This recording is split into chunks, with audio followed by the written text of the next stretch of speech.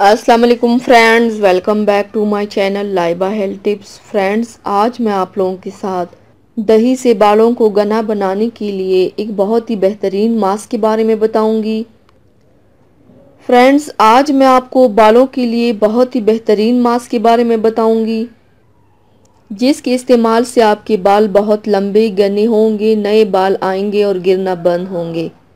तो चलिए शुरू करते हैं, पर इसके पहले प्लीज़ मेरे चैनल को सब्सक्राइब कर लीजिए और बेल आइकन को दबाइए एवरी लेटेस्ट ब्यूटी अपडेट को सबसे पहले पाने के लिए। मास्क बनाने के लिए सबसे पहले बर्तन में 1 चम्मच दही डालें, 1 चाय का चम्मच शहद डालें, 1 चम्मच जैतून का तेल डालें, 1 चम्मच प्याज का रस डाल दें। अब इन सब को अच्छी तरह से मिक्स कर लें। मिक्स करने के बाद अब इसको 1 घंटे के लिए बालों में लगा रहने दें। 1 घंटे के बाद बाल शैम्पू से धो लें।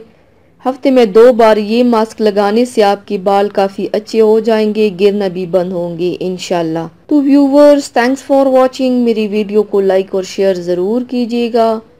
मिलते हैं एक और नई वीडियो में, तब तक के लिए अल्लाह हाफिज़।